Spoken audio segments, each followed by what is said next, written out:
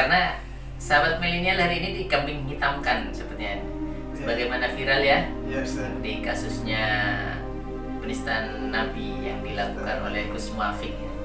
Itulah tantangan kita hari ini, bahwa milenial ini selalu berdiskusi dengan saya tentang dua hal tersebut.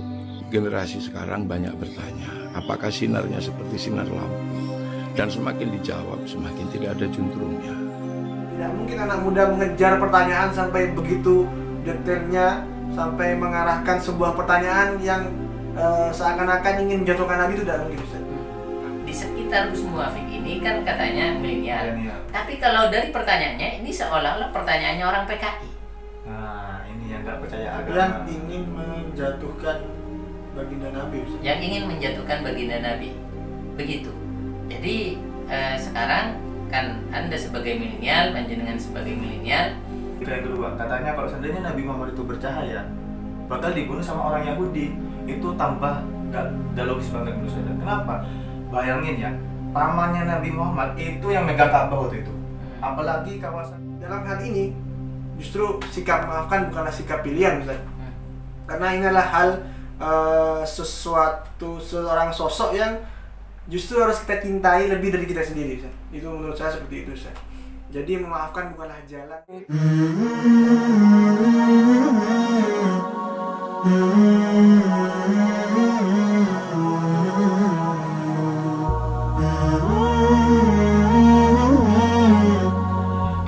Assalamualaikum warahmatullahi wabarakatuh. Waalaikumsalam warahmatullahi wabarakatuh. Alhamdulillah, wassalatu ala rasulillah, la hawla wa la quwata illa billah.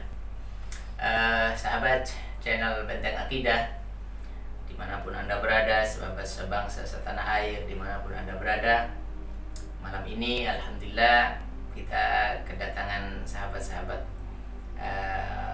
milenial ya. Yes. Masya Allah, luar biasa. Generasi Z, Ustaz. Saya pikir ini bukan sahabat milenial, tapi sahabat kambing hitam. Karena sahabat milenial hari ini dikambing hitamkan sepertinya, sebagaimana viral ya, di kasusnya penistaan Nabi yang dilakukan oleh Gus Muafik. Dugaan penistaan Nabi, maksudnya seperti itu. Ini menurut bahasa hukumnya. Tapi kalau menurut saya pribadi, sudah penistaan, tidak dugaan lagi. Sudah jelas, Ustaz. Sudah jelas. Karena di mana musim-musim ini musim Maulid lah.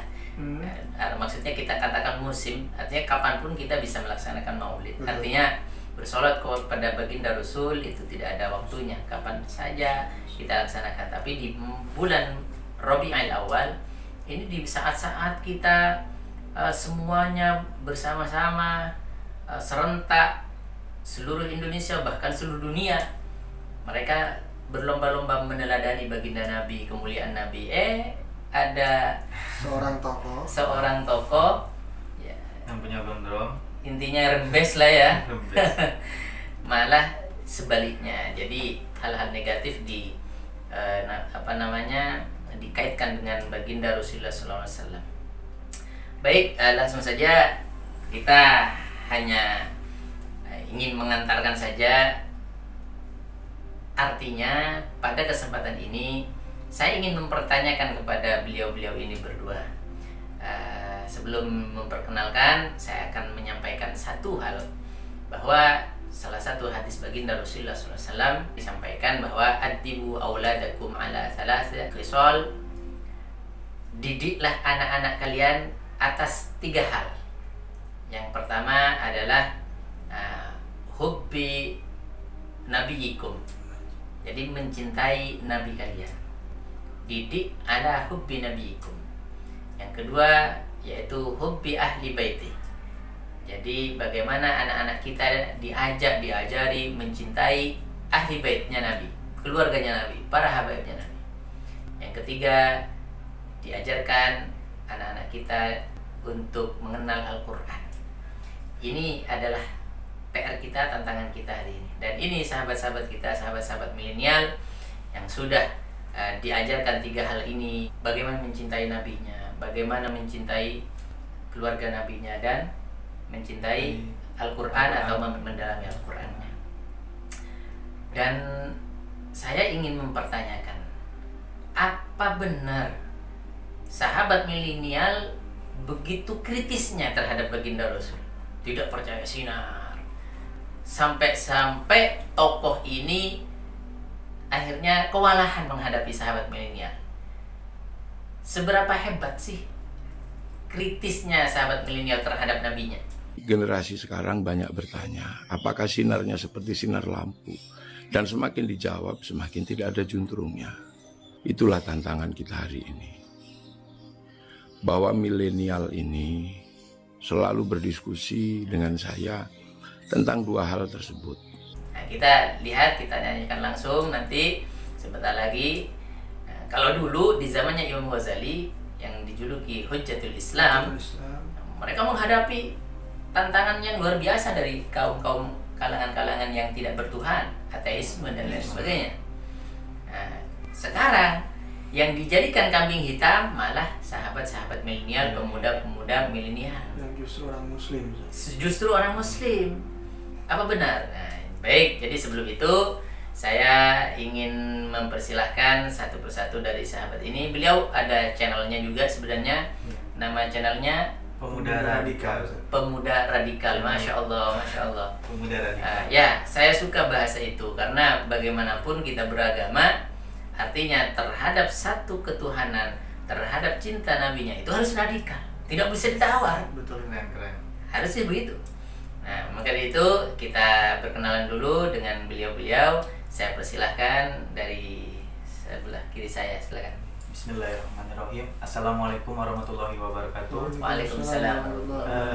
Perkenalkan, nama saya Tahajuddin Fajri. Biasa dipanggil Tahad. Sebelumnya saya kan juga pernah main di channelnya Ustaz. Ya, sudah kesini dulu ya. Ya, yang mirip anak Cina. Oh iya. Ya, padahal bukan anak Cina saya. Asli Madura juga. Oh, asli Madura. Iya, asli Madura. Kelihatan dari bahasanya. Iya, logatnya. Mungkin itu aja, Mas. Terus kenalan dulu. Baik, bismillahirrahmanirrahim. Alhamdulillahirrahmanirrahim. Assalamualaikum warahmatullahi wabarakatuh. Waalaikumsalam.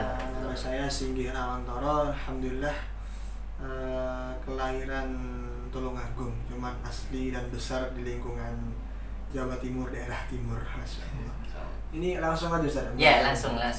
Jadi yang dipertanyakan tadi. Ya.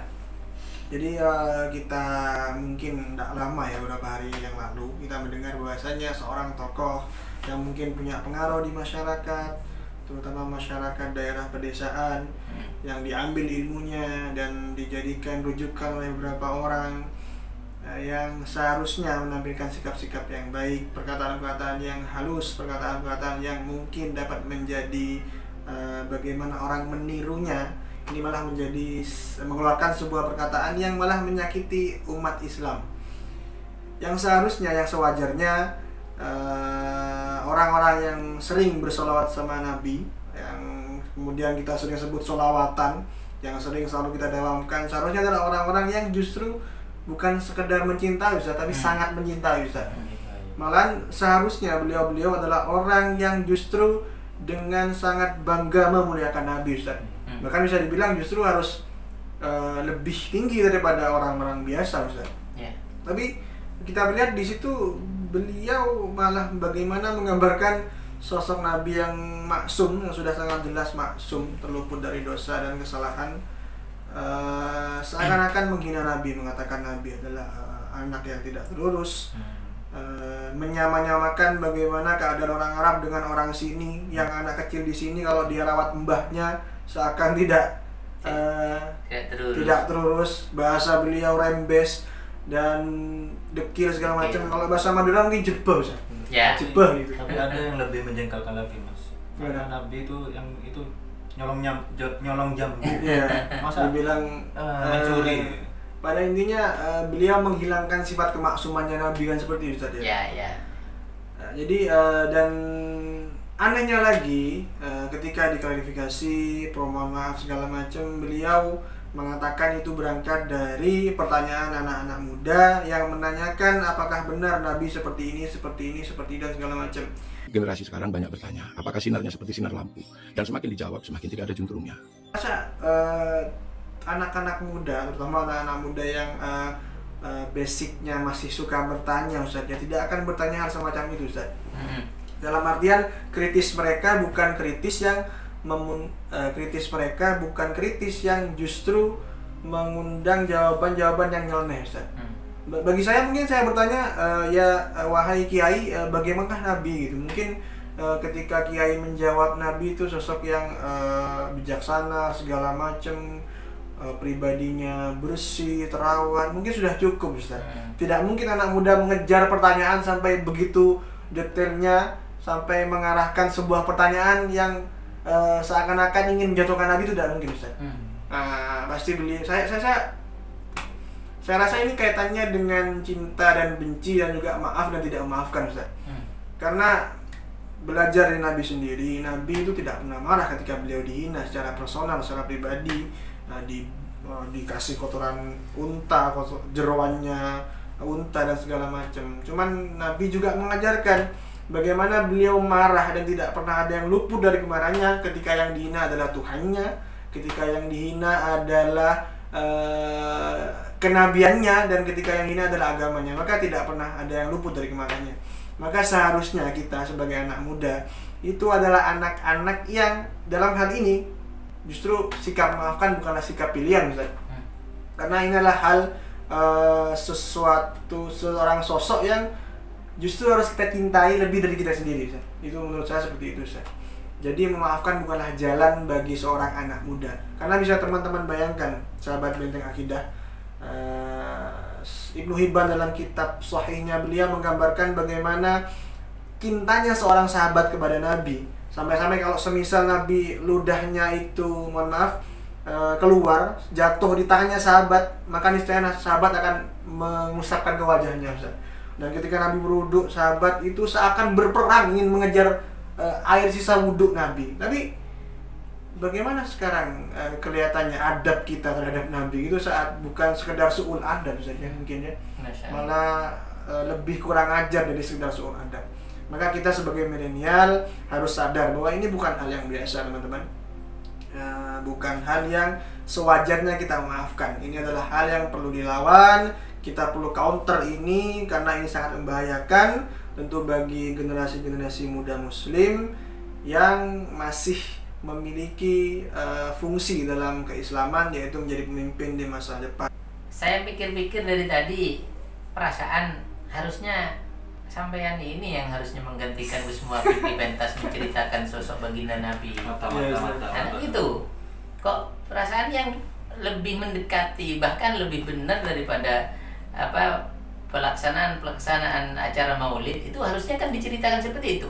Ya, mengagungkan sosok Nabi, mengagungkan sosok Nabi, membesarkan, membuat anak muda itu, wah ternyata Nabi Muhammad tuh keren banget ya. Masa ini malah membuat sosok tokoh yang kita agungkan, kita besarkan seperti Nabi Muhammad tuh seakan-akan pengen dibikin sama anak muda nih, wah berarti Nabi Muhammad tuh norak gitu. Nah, kesannya ke situ kan. Nah, jadi kesimpulannya saya ingin bertanya hari ini, kan Sukmawati contoh. Ya, busuk. Ya, busuk ini kan pernah bilang bahwa ketika disampaikan dia membandingkan Pancasila dengan Al-Quran, ya, dia beralibi. Alasannya begini, alasannya ini kan yang ditanyakan orang yang hijrah itu, yang disampaikan oleh anak-anak hijrah, kan begitu. Ya, tapi dia tidak mampu dan tidak bisa menjelaskan kapan itu yang dilakukan, kapan itu kejadiannya, siapa pelakunya kan tidak cerita itu. Ya, betul, Ustaz. Ya, itu kan bisa saja, siapa saja bisa beralasan. Nah, sekarang dengan adanya Gus Muafiq seperti ini melecehkan daripada kehidupan baginda Nabi, menurut versi saya, dia beralasan dan beralibi pula, dia mengkambing hitamkan milenial, kan seperti itu. Nah, sekarang saya dihadapkan di depan saya sahabat-sahabat milenial, saya akan menanyakan, apa benar sahabat-sahabat milenial itu pertanyaan begitu? Kan menurut saya, waduh, ya kalau bahasa kasarnya mengkatrok banget, nggak tahu dengan keadaan nabinya, padahal milenial masih mayoritas Islam, kan begitu. Doyan sholawatan, masya Allah. Jadi saya ingin mempertanyakan jelasnya itu sebenarnya bagaimana sih milenial, apa benar? Jadi pertanyaan-pertanyaan seperti itu mengejar terhadap kehidupan Nabi sampai ke hal-hal negatif yang yang disampaikan sebagaimana disampaikan Gus Muafik. Apa benar ini keluarnya dari milenial? Baik. Terus katanya ingin membuat ingin istilahnya tuh membuat kaum muda milenial ini tujuannya sih itu pengen membuat tambah cinta kepada Nabi atau justru membuat Nabi Muhammad ini direndahkan? Pertanyaan saya di situ loh. Katanya ahli sholawat, cinta Nabi, paling Islamnya paling jos, paling bagus Islamnya. Tapi kenapa kok kayaknya Nabi Muhammad itu sama Gus Muafik ini, Gus Muafik ya namanya, Gus Muafik ini kok seakan-akan Nabi Muhammad tuh pengen digambarkan sosok Nabi Muhammad tuh sosok yang norak gitu. Ya, itu kan gara-gara kaumnya sampean yang tanya, katanya seperti itu. Gitu.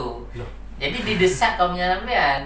Jadi yang salah itu sampean katanya. Gimana menurut sampean? Gitu loh. Ya Allah, pasti kan kalau secara logika ya, pasti kan pertanyaan saya nggak mungkin lah. Apalagi sekelas saya ini Islam ya, meskipun saya ini bukan orang pondok, pasti saya akan bertanya, Ustaz, Gus, bagaimana sih Nabi Muhammad dulu kehidupannya pas waktu lahir? Mungkin gini doang ya. Gitu ya.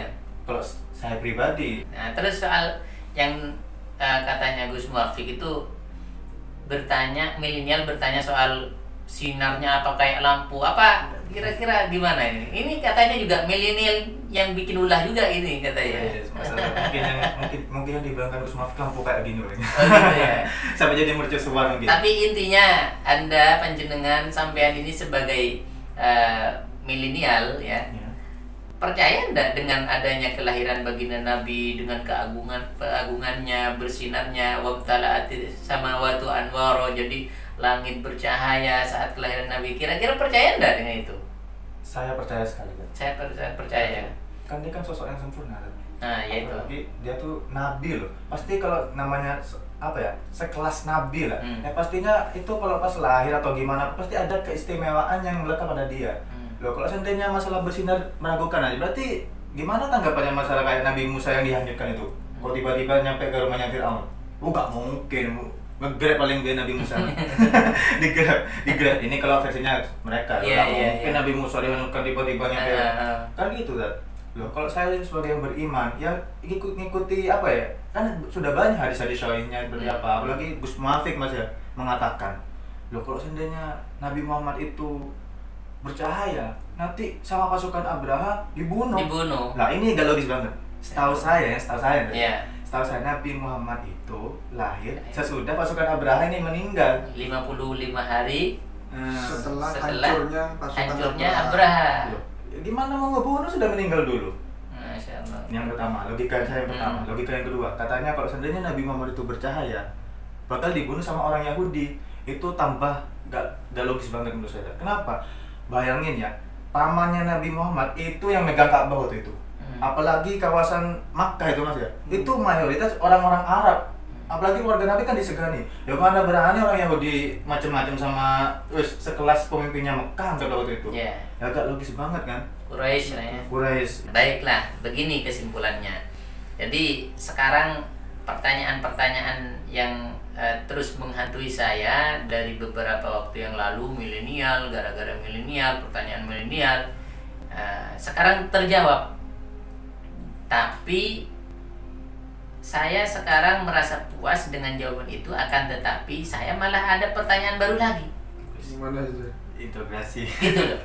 Pertanyaan baru saya adalah, sekarang saya sudah ketemu dengan sahabat milenial dan menjawab semua pertanyaan saya, artinya ternyata bukan milenial yang tanya terhadap Gus Muafik. Loh, terus apa? Ya, kalau melihat dari pertanyaan-pertanyaannya ya, di sekitar Gus Muafik ini kan katanya milenial. Tapi kalau dari pertanyaannya ini seolah-olah pertanyaannya orang PKI. Nah, ini yang nggak percaya agama. Yang ingin menjatuhkan baginda Nabi. Yang ingin menjatuhkan baginda Nabi. Begitu. Jadi sekarang kan Anda sebagai milenial, panjenengan sebagai milenial, barusan malah dengan sejarahnya lebih alim dari Gus Muafik menurut saya, karena lebih pas dengan apa yang disampaikan oleh salafun saleh, ahli-ahli sejarah, kan seperti itu. Nah sekarang berarti kita sepakat, saya sepakat sekarang berarti pertanyaan yang disampaikan oleh orang-orang sekitar Gus Muafik itu bukan milenial. PKI. Ini kayak bukan nuduh ya, kayak pertanyaannya orang-orang PKI yang tidak percaya kepada Allah, tidak percaya dan tidak mengagungkan kepada Nabi Muhammad. Kan seperti itu. Artinya pertanyaan-pertanyaan yang kurang ajar lah. Iya, betul sekali. Begitu, Masya Allah. Jadi sahabat channel Benteng Akidah dimanapun Anda berada, ini sebenarnya adalah tantangan dan ujian buat kita. Dan juga petunjuk dari Allah, Ustaz. Ya, mana betul. ulama-ulama yang mukhlis dalam berdakwah, Nah, dan juga yang hanya sekedar kerja, Ustaz. ya, ini adalah salah satu cara Allah menunjukkan kepada kita bahwa mari kita betul-betul mencari ahli ya, yang bisa dibuat guru, dijadikan panutan, tauladan bagi kita semuanya hari ini. Jadi bukan oh ini viral, oh ini diviralkan oleh penguasa misalkan, ini diviralkan oleh orang-orang hebat misalkan. Bukan seperti itu ternyata. Jadi pada kesimpulannya terakhir ya. Nah, Ustaz. Terakhir pada kesimpulannya mari kita sama-sama sepakat dari sekarang cari guru yang betul-betul lurus dan istiqomah. Tidak cukup sekedar lucu, Ustaz. Ya, tidak, ya betul. Kalau perlu bolehlah kita menghibur diri, tapi dengan satu catatan, lucu di dalam pengajian itu sebenarnya bukan sebuah orientasi ya. Atau tujuan. Bukan sebuah prioritas ya maksud saya ya. Bukan prioritas. Bahkan bisa jadi dengan kelucuan-kelucuan ini bahkan bisa menjauhkan diri daripada mengingat kepada Allah Subhanahu wa taala. Nah, ini yang perlu kita pertahankan. Nah, kita sepakati bersama, yuk bareng-bareng kita sudah tahu siapa ulama yang lurus dan istiqomah, mana ulama yang hanya sebatas mencari popularitas dan mencari apa istilahnya viral ya, kurang lebih seperti itu. Cari amplop. Baik, mungkin ini saja perjumpaan pada kali ini. Semoga bermanfaat. Tapi sebelum itu sekali lagi kalau misalkan ingin bersama-sama bersua atau apa namanya sila ukhuwah, sila ya menyambung ukhuwah dengan sahabat beliau ini, Anda bisa subscribe juga, bisa ikuti channel beliau namanya Pemuda Radikal ya, Pemuda Radikal. Nah, ini penting Anda catat baik-baik, Anda langsung subscribe supaya apa? Supaya Anda juga bisa nyambung untuk bersama-sama kita menjaga iman kita, menjaga keadaan Islam kita, terutama kita menjaga anak cucu kita di masa depan ketika nanti kita sudah tiada. Demikian mungkin yang bisa kita sampaikan. Sekali lagi kita sampaikan terima kasih sudah sampai ke Benteng Akidah, sudah silaturahim di sini. Kami merasa sangat tersanjung dan terhormat. Kami juga merasa tamu eksklusif. Masya Allah, Masya Allah, barakallahu fikum. Dan saya berharap kita bisa terus nyambung bersilaturahim sampai kita nanti bisa betul-betul mewujudkan cita-cita pendahulu-pendahulu kita, ulama-ulama kita, Islam jaya di Indonesia, dan bukan menjadi Islam yang selalu dibiarkan, direndahkan, dikambing hitamkan dan lain sebagainya.